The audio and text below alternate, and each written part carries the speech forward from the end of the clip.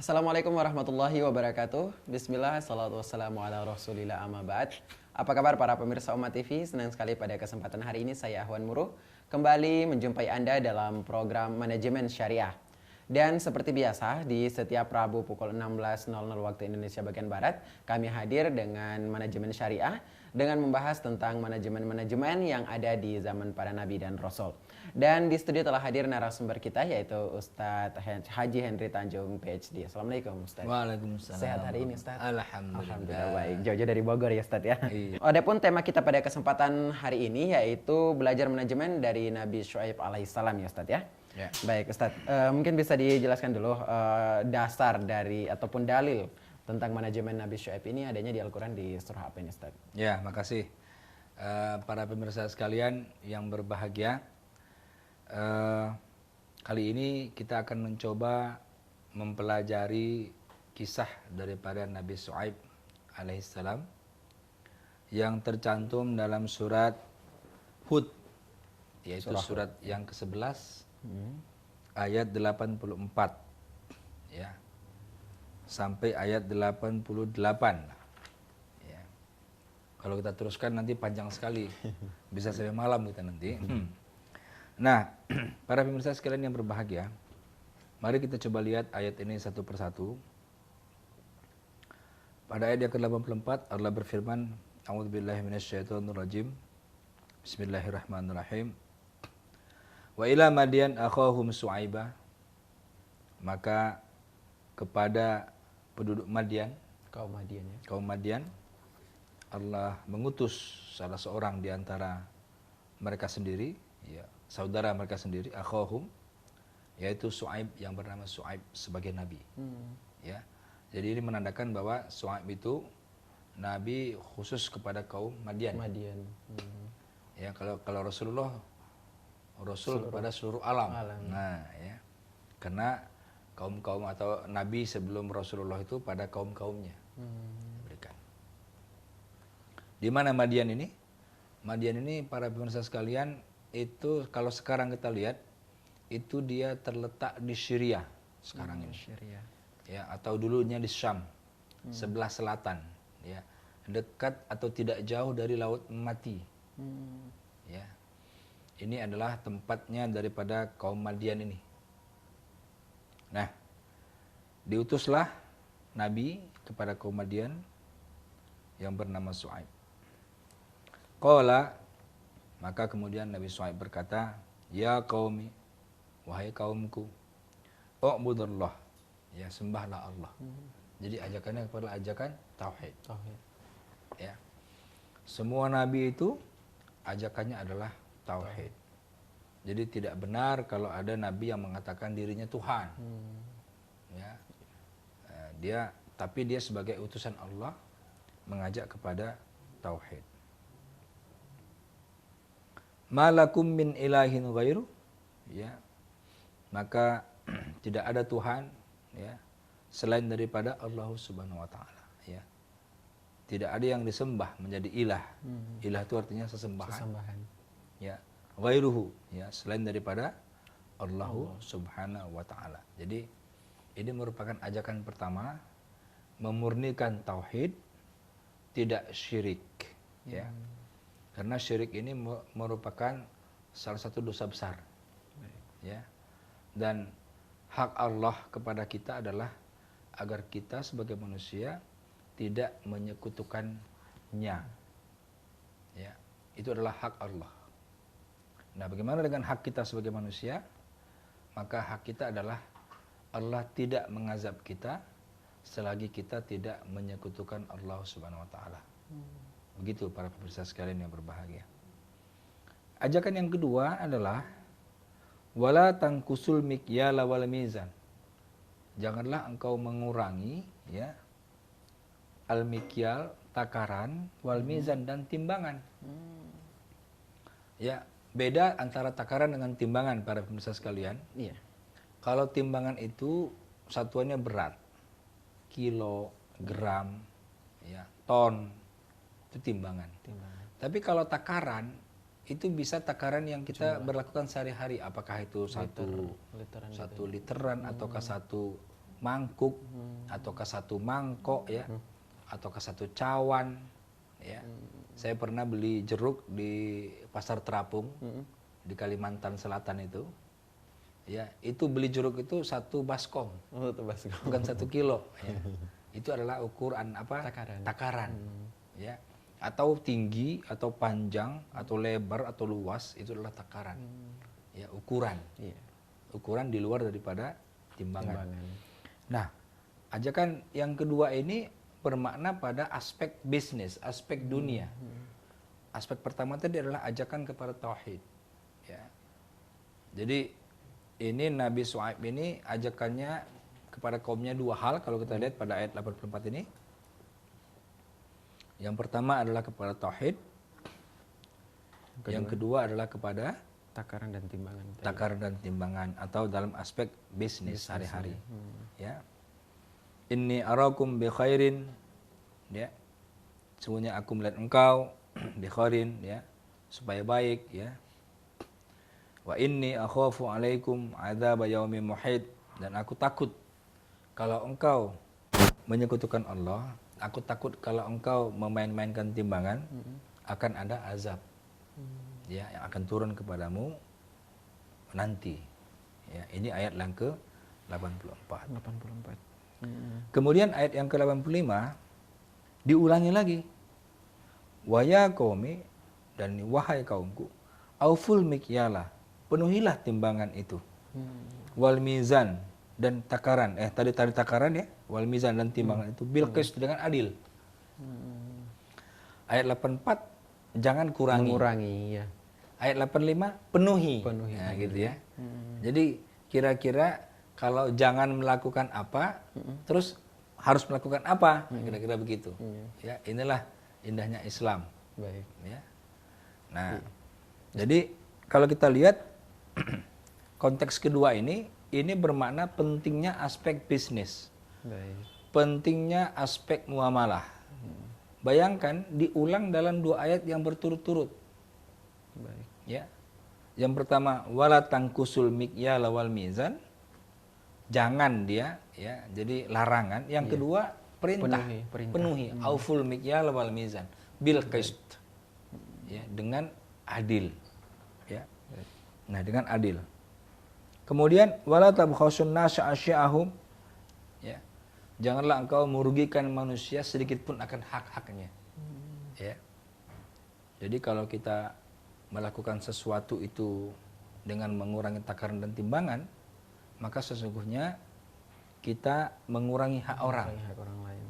Ya, para pemirsa sekalian yang berbahagia, terkadang kita nggak paham, ya, atau terkadang kita lupa bahwasanya ketika kita melakukan pengurangan ukuran tadi, maka sesungguhnya kita mencelakakan orang.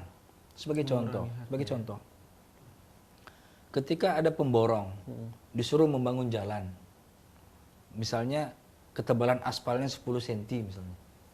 Kemudian dia buat jalan tapi hanya 5 cm ketebalan aspalnya. 50% ya Ustaz ya. Ya, misalnya saja ya. Baik. Ini misalnya saja. Ya. Maka tidak lama kemudian akan rusaklah jalan itu. Ya. Nah, rusak jalan, lewatlah pengendara sepeda motor. Ya, terjatuh dia karena rusak jalan. Dia terjatuh, di belakangnya ada mobil truk. Datanglah, melindaslah dia. Nah, luar biasa. Hanya gara-gara kita mengurangi faktor timbangan, takaran. Subhanallah. Ya. Wala tabkhasun nasa asya'ahum. Ya, janganlah engkau merugikan manusia akan hak-haknya. Haknya kan terugikan. Ya. Terugikan. Jadi kalau di luar negeri kalau ada orang yang pengendara jatuh karena jalannya rusak, itu pemimpin wali kota bisa dituntut. Kenapa ini jalan dibiarkan rusak? Subhanallah. Baik. Ya. Nah, ini tentang yang kedua tadi ya. Tentang penekanan pada yang kedua tadi, yaitu pada aspek bisnis atau muamalah. Begitu ininya Ustaz ya, begitu pentingnya sampai dijelaskan 2 ayat, yaitu yang pertama bagaimana larangan untuk mengurangi, kemudian di ayat 85 tadi bisa diperintah, kemudian disusul dengan larangan lagi karena merugikan hak-hak orang lain ya Ustaz ya. Iya. Kemudian ditutup oleh ujung ayat adalah wala ta'atsau fil ardi mufsidin. Janganlah engkau membuat kerusakan di muka bumi. Jadi orang yang mengurangi timbangan itu orang atau dia mengurangi takaran, pemirsa sekalian, itu dikategorikan orang yang merusak di muka bumi. Muka bumi ini, Masya Allah. Subhanallah, ya. Kelihatannya membangun ya, Iya. membangun jalan, membangun jembatan, tapi sebenarnya dia merusak. Merusak. Ya. Kalau kita lihat ini, wala ta'atsau fil ardi mufsidin, dikategorikan sebagai orang yang merusak, ya. Kenapa? Ya tadi itu hak orang akan di apa ya? Banyak orang kecelakaan gara-gara itu. Itu contoh saja yang kecil misalnya. Kalau yang besar lagi, wah luar biasa, bangun jembatannya ambruk. Ya. Gara-gara mengurangi takaran. Ya. Nah, di atas jembatan itu misalkan ratusan mobil jatuh semua, meninggal semua, membuat kerusakan di muka bumi. Ya. Nah, ini pesan simpel daripada Nabi Syuaib ya kepada kaumnya, karena memang kaum Madian itu sifatnya begitu, sifatnya suka ngurangi timbangan. Nah, jadi kalau ada sekarang di pasar orang yang suka ngurangi timbangan, itu orang Madian. Iya. Subhanallah. Ya. Mengurangi takaran juga gitu ya, Ustaz. Iya, ya. Makanya itu harusnya ada polisi pasar itu, ya, yang mengawasi betul itu takaran timbangan itu jangan dimain-mainkan, ya. Nah, harus jelas betul itu dilihat. Karena ada beberapa orang juga mungkin menganggap bahwa ini sesuatu yang simple, yang sepele ya, Ustaz ya. Sepele dia ternyata akibatnya wala ta'atsau fil ardi mufsidin, dikategorikan orang yang merusak di muka bumi. Subhanallah. Baik. Dan juga mungkin di sini Ustaz, yang ke ayat 85 ini dan 84-85 ini menandakan bahwa pentingnya kita menjaga muamalah ataupun bisnis juga ya, Ustaz ya. Betul. Ya, dalam rangka kita memakmurkan bumi, kita harus berbisnis dengan baik. Kalau kita berbisnis dengan tidak baik, itu sama dengan kita merusak bumi. Merusak ya. Baik. Perlu berhati-hati juga karena orang-orang yang mengurangi timbangan ini dan takaran. Tadi seperti yang dijelaskan ke ayat 85 tadi adalah salah satu orang yang membuat kerusakan di muka bumi ini, Ustaz ya. Alhamdulillah. Baik Ustaz, sepertinya kita harus jeda dulu ini Ustaz. Oke, ya. Baik, pada para pemirsa Umat TV, sangat menarik ya pembahasan kita tentang manajemen Nabi Syuaib ini yang diambil dalam Al-Quran surah Hud dimulai dari ayat 84. Kami akan segera kembali setelah jeda berikut. Tetaplah bersama kami di Manajemen Syariah.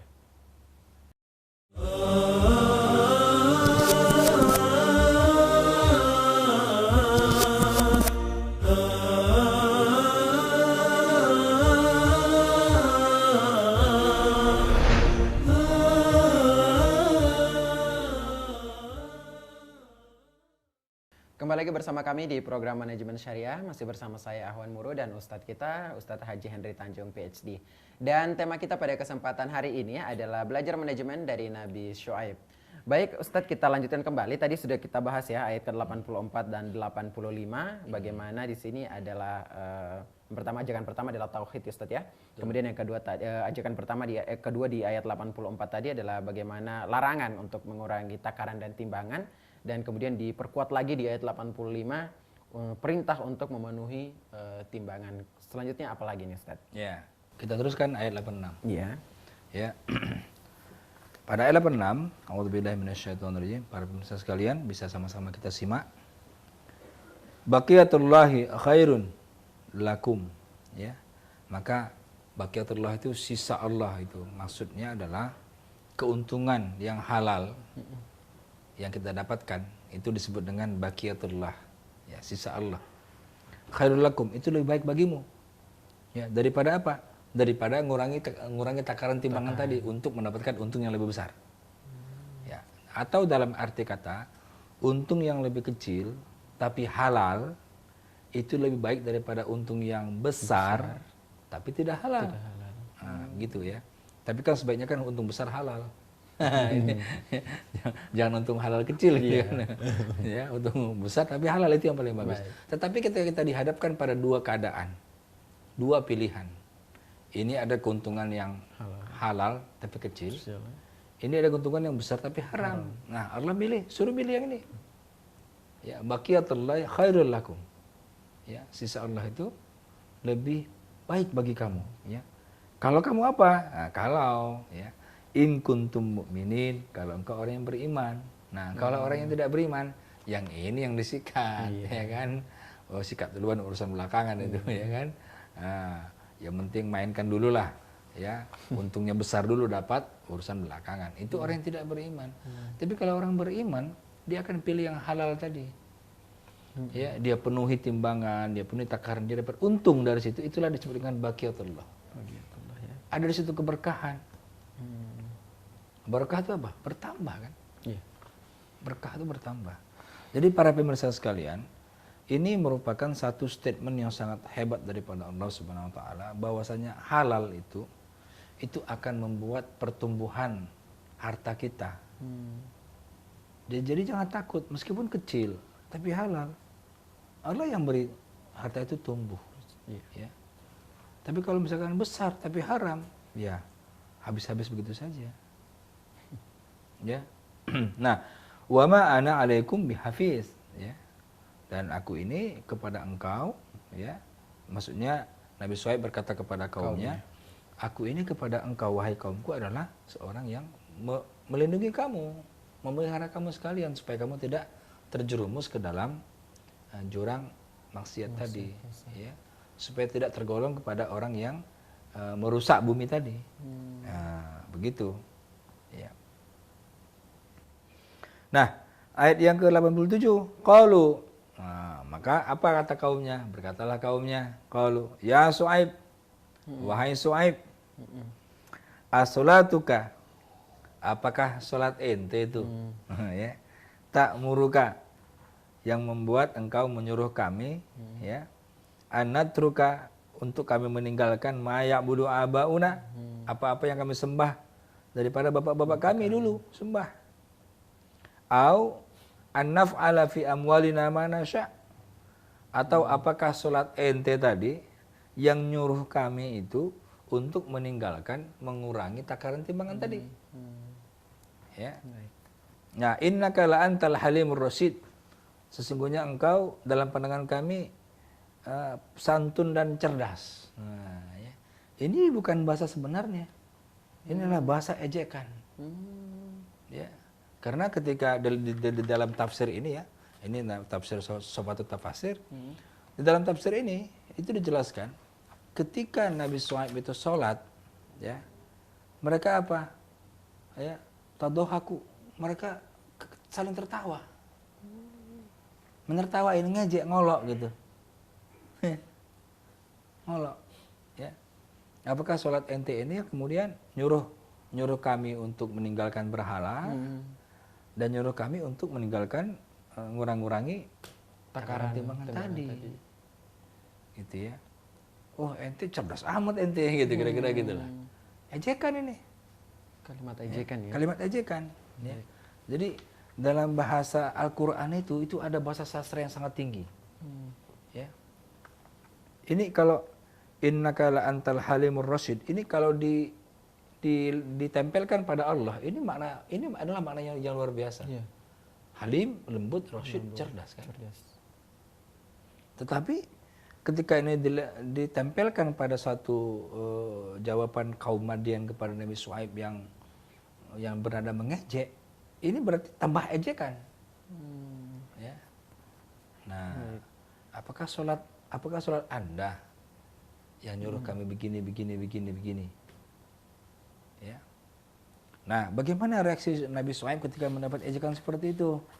Nah, ini yang luar biasa. Pada ayat 88 kita lihat. Ya, selanjutnya. Qala, maka berkata Nabi Syuaib, ya qaumi, wahai kaumku, ara'aitum, bagaimana pendapat engkau sekalian, in kuntu, ya, sekiranya aku ala bayyinatin, aku mendapatkan apa? Bayyinah, keterangan, ya, penjelasan mir rabbi, daripada Tuhanku. Ma makna, apa artinya? Artinya adalah bagaimana pendapatmu, Nabi Syuaib mengatakan kepada kaumnya, kalau seandainya aku ini benar-benar nabi. Nah, bahasanya begitu tuh. Iya. Ente kan ngejek nih. Iya. Nah, gimana pendapat ente kalau aku bisa buktikan aku nabi? Ya. Jadi malah dia minta pendapat. Ya. Mesti berdiplomasi juga berdiplomasi ya. tuh. Hebat ya. Jadi sudah diejek, sudah dicemooh begitu. Malah berdiplomasi. Gimana pendapat Anda, pendapat kalian semua? Kalau aku bisa buktikan aku ini nabi. Ya. Yang kedua, warzaqani minhu rizqan hasanah. Ya. Dan bagaimana pendapat kalian kalau Allah memberikan aku rezeki yang banyak? Artinya katsirul mal. Harta banyak. Harta yang banyak. Bagaimana pendapat kalian? Ya. Nah, barulah dia menjelaskan apa visi misinya. Apa visi misinya? Wa ma uridu, ya, tidaklah aku bermaksud an ukhalifakum ila ma anhakum anhu, ya, untuk menyalahi kamu, untuk melarang kamu daripada berbuat seperti itu. Tidaklah. In uridu, tapi maksudku hanya ini. Apa itu? Al-islah. Untuk kebaikan. Aku tuh cuma ingin engkaunya berbuat baik saja, kebaikan. Enggak ada maksudku macam-macam. Ya. Tapi aku ingin mengadakan perbaikan. Mas tato tuh selagi aku sanggup. Nah, atau semampu aku, gitu ya. Jadi kalau di luar kemampuannya ya dia nggak bisa atau ya, bukan kemampuannya lah gitu kira-kira ya. In uridu illa al-islah mastato'. Ya. Yang aku inginkan ya sebenarnya aku bermaksud untuk membuat perbaikan selagi aku mampu, semampuku lah aku berbuat sesuatu. Ya. Kemudian wa ma taufiqi illa billah. Ya. Tidak ada petunjuk selain daripada petunjuk Allah. Artinya apa? Aku minta petunjuk daripada Allah Subhanahu wa taala. Alaihi tawakkaltu, kepadanya lah aku bertawakal. Wa ilaihi unib, kepadanya lah aku kembali. Ya. Nah, para pemirsa sekalian yang berbahagia, inilah kehebatan diplomasi. Inilah kehebatan diplomasi daripada Nabi Syuaib alaihissalam. Ketika sudah diolok-olokkan, diejek ya oleh kaumnya, maka pertama dia ajak apa? Pertama yang jelas dari kata-kata ini, pertama dia tidak emosian. Iya. Tidak langsung dibalas. Enggak langsung dengan dibalas. ejekan juga ya. Ejekan juga enggak. Ya. Dia tidak emosian. Yang kedua mungkin dia tidak pundungan. Ya, pundungan itu apa? Patah arang. Ya. Nah, patah arang itu kalau apa? Kalau kita sudah digitukan aja kita pergi aja. Gitu. Ya. Udahlah kalau nggak dia udah pergi aja kan gitu. Ya. Kayak dulu apa? Nabi Yunus ya. Pergi ditinggalkan kaumnya kan, akhirnya dia dihukum sama Allah gitu kan. Nah, ditelan sama ikan. Jadi kalau kita lihat ini konteks daripada Nabi Syuaib ini, para pemirsa sekalian yang berbahagia, ini adalah merupakan sosok Nabi yang sangat pandai dalam berdiplomasi, yang sangat pandai dalam berbicara. Sehingga Nabi Syuaib ini diberi gelar adalah Khatibul Anbiya. Ya, khatibnya para nabi. Ya, bayangkan, para nabi aja tuh sudah jago-jago lah kalau untuk bicara. Semuanya orator ya. Semuanya orator ya, kecuali Nabi Musa. Ya, karena udah terbakar ketika dia kecil. Ya. Makanya dia minta Nabi Harun untuk menjelaskan apa yang dia maksudkan, karena agak cadel gitu ya. Dan itu diejek oleh Firaun kan ketika itu. Ya, apakah orang yang nggak bisa ngomong kayak gini yang harus diikutin gitu, kira-kira begitu. Ya, nah tapi hampir semua nabi itu ada jago-jago dalam berdiplomasi. Nah, tetapi para pemirsa sekalian, Nabi Syuaib ini adalah khatibnya para nabi. Ya. Jadi bagaimana kita lihat tadi penjelasannya tadi, ya. Pertama tadi apa? Dia minta pendapat. Ya. Ya. Bagaimana bagaimana pandanganmu kalau aku buktikan aku ini nabi? Nabi. Ya. Setelah dia minta pendapat, yang kedua dia jelaskan visi misinya. Aku nggak ada maksud apapun, yang aku maksud cuman aku ingin perbaikan selagi aku mampu. Ya. Yang ketiga, dia jelaskan kepada siapa dia bertawakal? Kepada Allah. Ya. Jadi setelah upayanya untuk islah selagi dia mampu, akhirnya alaihi tawakkal itu. Kembali bertawakal kepada Allah Subhanahu wa taala. Ya. Nah, jadi para pemirsa sekalian yang berbahagia, setidaknya dari cerita ini yang berapa ayat ini daripada kisah Nabi Syuaib ini, ada dua yang bisa kita ambil pelajaran manajemen daripada Nabi Syuaib.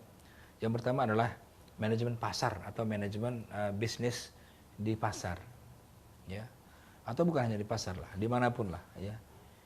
Konteks manajemen bisnis ini kita perlu, ya, menekankan kepada semua orang yang terlibat dalam bisnis untuk auful mikyal wal mizan, untuk menyempurnakan takaran dan timbangan.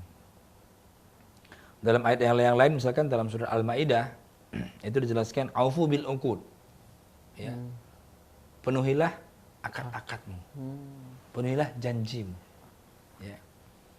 Jadi kalau kita lihat bisnis itu memang, ya, kalau orang tidak bisa pegang janji pasti nggak sukses dalam bisnis, pasti nggak sukses, ya.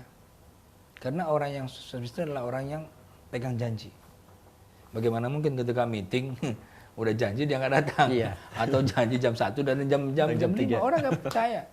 Karena bisnis adalah kepercayaan persoalannya, ya. Baik.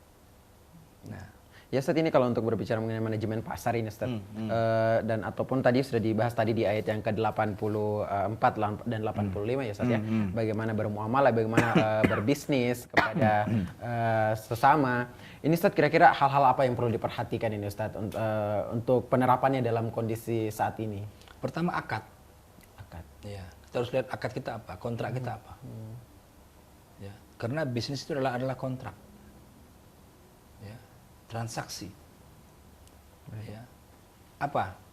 Akadnya apa? Itu yang harus dilihat. Makanya di dalam akad itu kita harus detail. Nah, ya. Nah, kadang-kadang kelemahan juga, kadang-kadang kawan-kawan kita ini kalau berakad itu nggak mau detail-detail. Ah, udahlah, percayalah, nggak bisa gitu. Ya. Ah, udahlah, gimana jadinya? Itu yang buat perselisihan. Ya, makanya diatur dalam pasal-pasal. Pasal 1 pekerjaannya apa, pasal 2 ininya, pasal 3 haknya apa, pasal 4 haknya, pasal 5. Pasal terakhir baru ketika terjadi perselisihan misalnya, baru kemudian diajak musyawarah. Tapi semuanya dikunci dulu. Diperjelas dulu ya Ustaz. Perjelas dulu. Ya, kalau mau mengerjakan barang itu apa yang dikerjakan, berapa speknya, berapa ukurannya. Ya. Ya tadi seperti tadi tuh, ya. Karena jangan sampai terjadi kayak takarannya mungkin yang tidak sesuai atau timbangannya tidak sesuai, itu bagaimana? Iya, itu, ya. Nah, kadang-kadang kan orang kan bermain di situ. Padahal kalaupun misalkan jujur saja, itu sudah untung. Ya, saya punya kawan itu adalah pengusaha kontraktor, orangnya jujur, ya, sudah almarhum, ya. Dia bilang kepada saya, Pak Henry, kalau saya jujur saja, saya udah untung, Pak.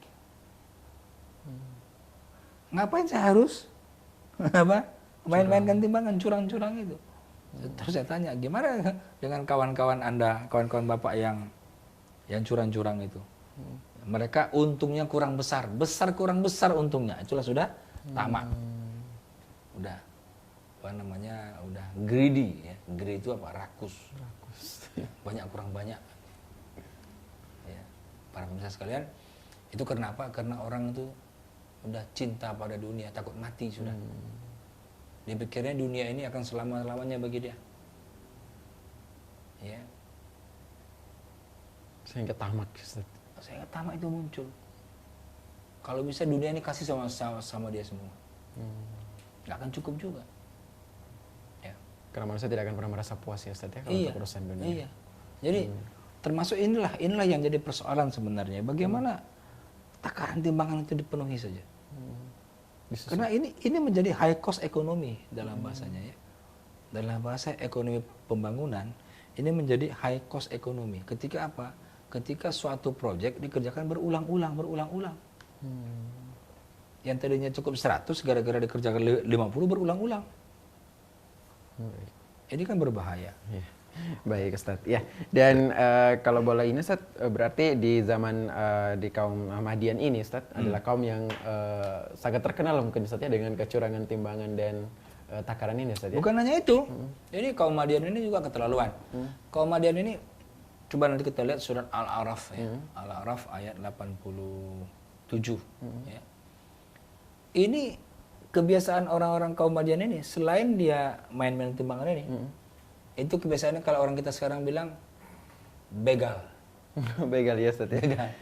Jadi dalam ayat itu dijelaskan, dalam surat Al-Araf itu dijelaskan, mereka itu selalu kerjaannya duduk-duduk di jalan raya, mengganggu orang yang lewat, merampok ataupun mencuri. Orang yang itu sudah begal kan? Orang lewat. Saat ini begal ya Ustaz Saat ini namanya. begal Ya? gitu. Jadi kalau begal itu komediannya dulu. Pengikut komedian ya Ustaz ya. Iya. Baik Ustaz, kita tahan dulu Ustaz. Baik, kami akan kembali setelah jeda berikut. Tetaplah bersama kami di Manajemen Syariah.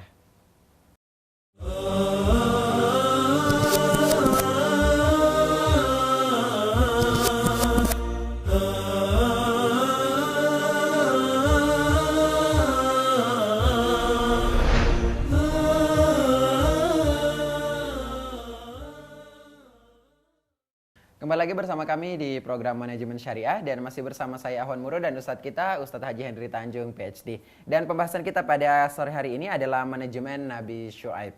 Baik, ini sepertinya sudah ada penelpon yang masuk, kita angkat terlebih dahulu Ustadz. Assalamualaikum. Assalamualaikum warahmatullahi wabarakatuh.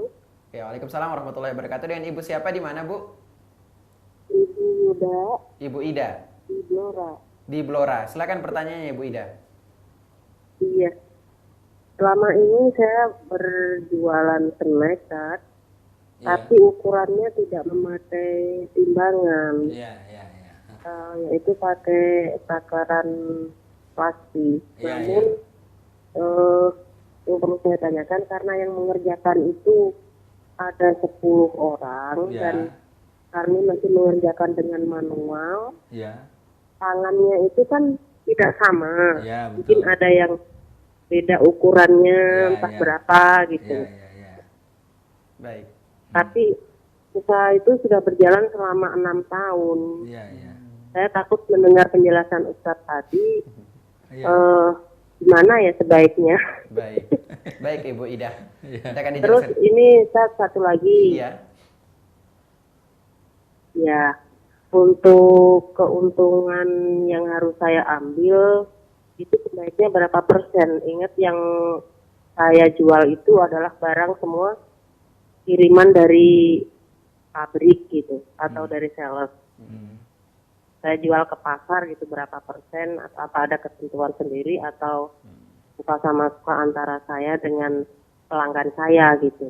Iya. Karena selama ini mereka saya kasih jual harga berapapun tidak ada komplain kemahalan atau gimana gitu. Baik. Selama ini berapa Ibu ngambil untung? Sementara itu saja jagolah. Ya Ibu Ida, ini Ustadz Henry tanya selama ini berapa persen yang diambil keuntungannya Ibu? Ya, Iya, Ustadz Henry. Ya, selama ini Ibu Ida ngambil untung berapa persen? ada yang sampai 15%, Pak. Oh iya.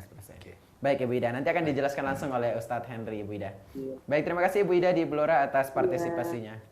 Assalamualaikum. Waalaikumsalam. Waalaikumsalam warahmatullahi wabarakatuh. Baik, ya ini langsung dijawab dulu nih sebelum kita Ya. lanjutkan pertanyaan dari Ibu Ida tadi di Baik, Blora. ya. Jadi ini ukuran ya. Iya. Ukurannya bukan timbangan tapi takaran. Takaran. Kalau timbangan jelas ada standarnya, tapi kalau takaran kan ukuran tangan tadi Iya. katanya ya. Tangannya tidak sama. Gimana solusinya? Solusinya cari pegawai yang ukuran tangannya sama. Baik. Ya, nah ini bercanda, maaf. Jadi memang kalau kita ukuran tangan itu kan ya pastilah kalau namanya kita punya karyawan pasti ada perbedaan, tidak mungkin semua sama kecuali kalau kita kerjakan robot gitu. Iya. Ya kalau robot kita bisa bikin ukuran tangannya semuanya sama, tapi kalau karyawan jelas tidak. Tapi ini masih dalam batas-batas dimaafkan Bu Ida. Artinya kita nggak sengaja dalam melakukan itu ya. Ini unsur ketidaksengajaan. Memang risiko akibat kita punya karyawan yang berbeda. Itu tidak masuk dalam kategori tadi mengurangi takaran timbangan Nah, itu. tadi dengan sengaja ya, Ustaz, Kalau ya? tadi sudah dengan sengaja, motifnya ngambil untung yang Banyak. sangat besar, berdobel-dobel, berlipat-lipat. Itu Bu Ida yang pertama. Yang kedua, berapa untung yang harus saya berikan ya. Nah, kalau di dalam hadis nggak ada dijelaskan maksimalnya berapa untung itu diambil ya. Tetapi kalau kita lihat pada asar sahabat ya, pada Abdurrahman bin Auf bilang, ini seorang konglomerat ya. Dia bilang, saya tidak pernah menolak keuntungan yang sedikit. Jadi kalau ada untung, saya lepas aja, walaupun itu 3%, 4%, 5%, dilepas aja. Karena apa? Karena dengan untung sedikit, dia main di volume. Jadi untung sedikit yang terjual banyak kan untungnya banyak juga gitu. Daripada ngambil untung banyak terjual sedikit gitu. Kan pengalinya sekarang berapa gitu ya. Untung cuma 100 perak misalkan. Tapi pengalinya 10.000. Ya kan? Itu kan sudah 1 juta. Bandingkan dengan untungnya 1.000 tapi pengalinya cuma 100. Kan 100.000 cuman. Ini kira-kira contoh ya. Jadi bagaimana dulu para sahabat Nabi yang hebat-hebat dalam dagang itu selalu ngambil untung itu sedikit-sedikit. Ya, tipis-tipis. Tapi kemudian disitulah bermain. Maka tadi baqiyatullahi khairun. Ya, sisa untung yang halal tadi itu adalah lebih baik bagimu. Kenapa? Karena kalau kita itu kemudian untungnya sedikit dan halal, maka volume terjual akan banyak. Ya, turnovernya akan tinggi. Ya, jadi ya kalau pengalinya besar ya untungnya besar pasti gitu. Ya, gitu. Jadi kita jangan terkecoh dengan untung ya. Untungnya besar kalau yang laku cuma sedikit kita dapat untung. Tapi kalau untungnya dikit tapi kemudian barang berputar itu banyak, kita banyak dapat untung. Ya. Nah jadi standarnya berapa itu tidak ada. Tapi ya bolehlah kita lihat-lihatlah keadaan apakah layak sih sampai hati nggak kalau kita ngambil untung sekian kan kita kan bisa itu. Apalagi Ibu Ida sudah pengalaman bertahun-tahun ya. 6 tahun. 6 tahun gitu kan bisa lah melihat pasar itu. Ya. Kalau tadi untungnya ambil 50% itu sudah oke itu, ya. Rata-rata di bawah 30% itu masih oke lah kalau untuk keuntungan dagang ya. Tapi kalau di atas itu kita harus tanya juga hati juga itu, ya. Hati saya gimana saya ngambil untung segitu ya gitu ya, gitu kira-kira gitu. Jadi ini sudah ada sifat Rahman. Sifat Rahman ini sifat Allah di mana kepada hamba-hamba Allah ini Allah itu punya sifat apa? Kasih dan sayang. Jadi kita pun kepada konsumen pun harus ada perasaan kasih dan sayang itu. Ya kita sayang kepada konsumen kita. Ya aduh kasihan gitu ya. Kasihan kalau dia harus beli mahal. Itu adalah sifat Rahman. Ya kalau kita sudah punya sifat itu jual aja murah kan gitu. Ya. Nah, kenapa kita harus ambil untung yang besar kira-kira begitu. Percayalah rahmatnya akan ada Bu Ida. Berkahnya akan muncul. Ya. Baqiyatullah jelas dalam ayatnya. Baqiyatullah khairul lakum. In kuntum mu'minin kalau engkau orang yang beriman. Gitu, beda. Ya. Jadi sudah jelas ya. Jadi tidak ada masalah ya Ustaz ya dengan keuntungan berapapun ya tadi ya. Yang penting masih di bawah dari 30%. 30 lah itu aturan yang itu ya. Bisa kasih sayang hati, kita juga. Ukuran hati itu 30 ya. Iya. Baik Ustaz. Ya, kita lanjutkan kembali ini pembahasan Ustaz. Tadi sempat dibahas ya Ustaz ya tentang kaum Mahdian tadi Ustaz. Itu ada sisi lain ya Ustaz ya, selain mereka itu sering mengurangi timbangan. Tadi sudah dibahas tentang begal juga nih. Iya, itu bagaimana ini Ustaz? Gini, kaum Madian ini memang tadi kan orang yang bikin kerusakan kan. Iya. Wala ta'asaw fil ardi mufsidin kan. Nah, apa kerusakan lain yang dia buat selain dia ngurangi takaran timbangan tadi? Ini orangnya suka ganggu orang di jalan.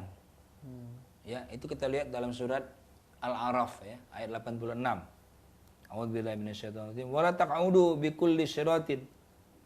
Janganlah engkau duduk-duduk di setiap jalan loh bayangan. Ya. Tu'iduna wa tasudduna an sabilillah, ya. Agar engkau mengganggu orang-orang yang ingin jalan Allah. Ya. Jadi artinya apa? Ini orang yang suka mengganggu orang di jalan. Ya. Mungkin sekarang kita sebut begal kali ya. Begal ini kaum Madian. Kaum Madian. Iya. Jadi peristiwa begal ini ya itu peristiwa lama sudah sebenarnya. Ada sebenarnya. Tapi diulang-ulang. Kan berulang lagi kan. Ya, cuman dulu kan modelnya tidak ada motor. Jadi yang diganggu orang yang jalan atau bawa kabilah ya, itu diganggu ya. Rampok ya, diapain gitu. Nah, inilah yang kemudian didakwahi oleh Nabi Syuaib. Turunkanlah Nabi Syuaib kepada orang-orang Madian ini. Ya. Nah, dan Nabi Syuaib itu kan ya juga hampir sejaman dengan Nabi Musa kan ya. Ceritanya. Nah, itu dia. Jadi kalau kita lihat tadi pertama manajemen pasar ya. Pasarnya. Nah, yang kedua ini yang penting ya adalah manajemen komunikasi. Ya, manajemen komunikasi. Timbul Anbiya tadi ya Ustaz ya. Iya, kehebatan dia tadi ya. Pertama Ini bagus bagi pemimpin ya. Pemimpin itu ketika di demo sama bawahan, seperti apapun demonya, pertama jangan dulu emosi. Jangan dulu pundungan. Pundungan itu apa ya istilahnya ya, patah arang gitu loh, ya. Nah, tidak, tapi apa? Bila perlu orang yang demo tadi, orang yang unjuk rasa tadi dipanggil, jelaskan, diplomasi. Nah, gitu bahasanya. Diplomasi, ya. Kemudian setelah diplomasi dijelaskan maksud tujuannya apa, visi misinya apa. Ya. Nah, setelah itu barulah kemudian dijelaskan apa namanya? Landasan visi misi itu adalah untuk kebaikan. Ya. Jadi itu kan penting sebenarnya, menjelaskan apa yang saya lakukan ini adalah untuk kebaikan. Kalaupun kurang di sana sini wajarlah. Ya, tidak ada kebijakan yang menyenangkan semua orang. Ya. Kalau ada kebijakan yang menyenangkan semua orang, sebenarnya itu adalah kebijakan yang tidak mengenakkan semua orang. Iya. Kebijakan itu selalu begitu. Akan ada orang-orang tertentu yang merasa dia tidak pas di situ. Tapi itulah harga sebuah kebijakan. Kita harus memberikan apa? Diplomasi. Ya, apa yang saya lakukan tidak ada tujuan lain kecuali islah. Kebaikan. Ya, selama aku sesanggupnya aku lah. Aku sanggup, aku buat. Nah, gitu kira-kira gitu. Kalau nggak sanggup ya sudah. Ya.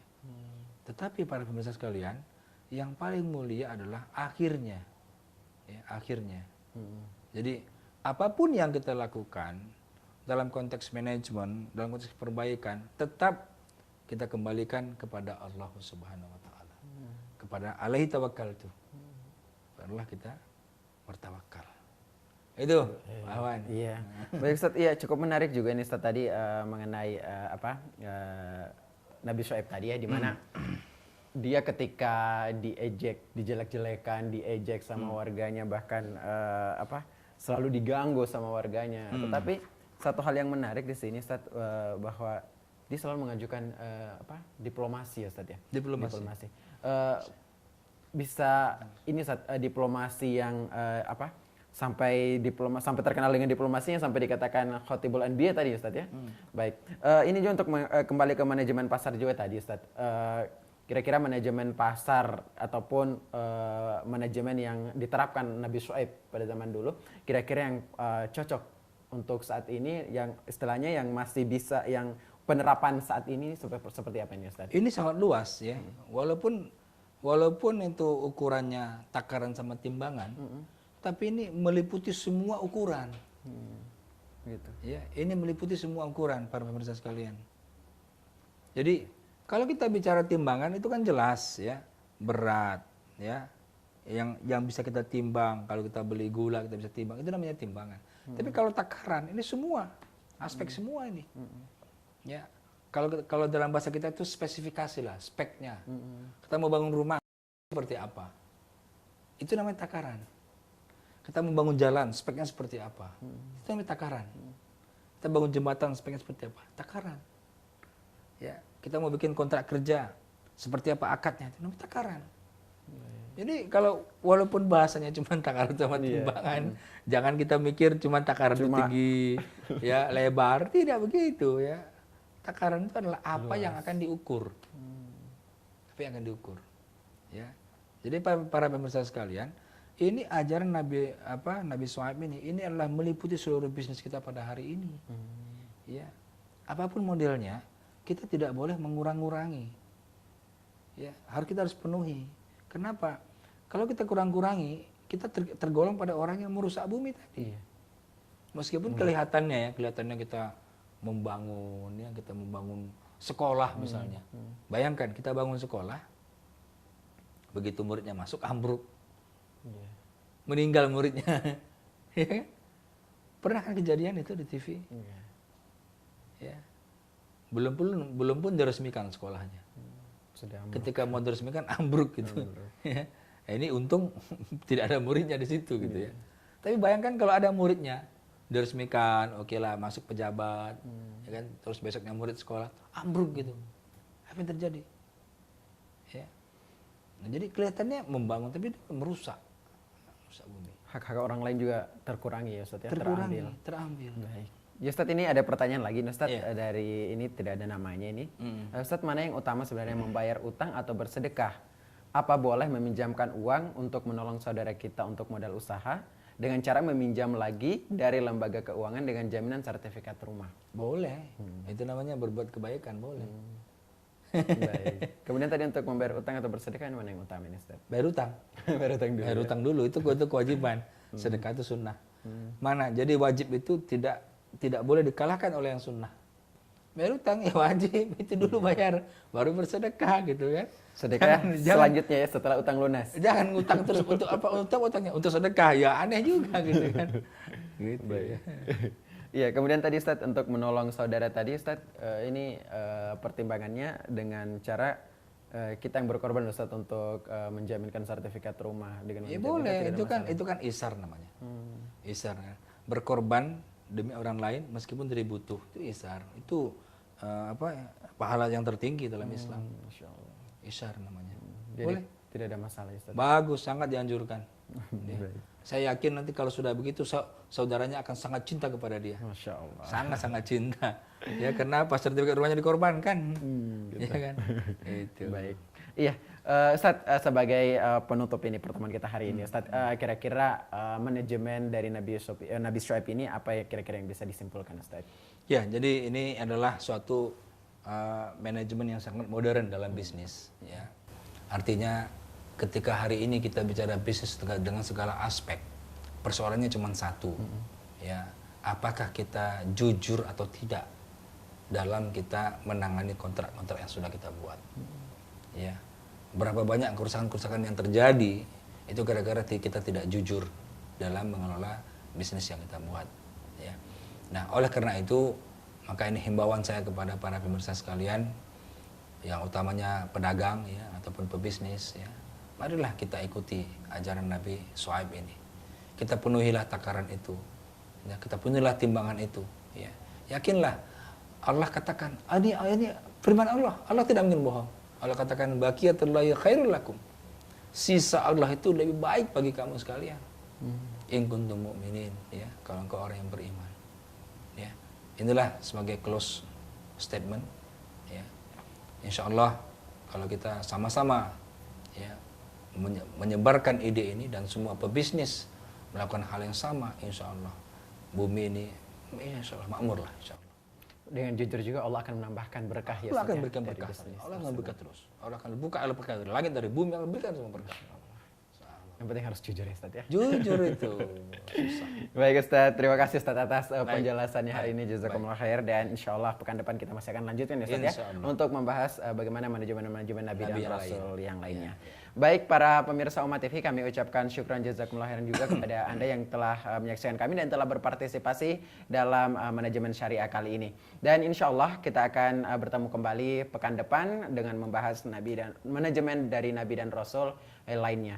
Baik, terima kasih atas perhatian Anda pada kesempatan sore hari ini. Mohon maaf jika ada kekurangan. Kami ucapkan subhanakallahumma bihamdik asyhadu an la ilaha illa anta astaghfiruka wa atubu ilaik. Wassalamualaikum warahmatullahi wabarakatuh. Waalaikumsalam. Jazakallahu khairan Ustaz atas waktunya hari ini.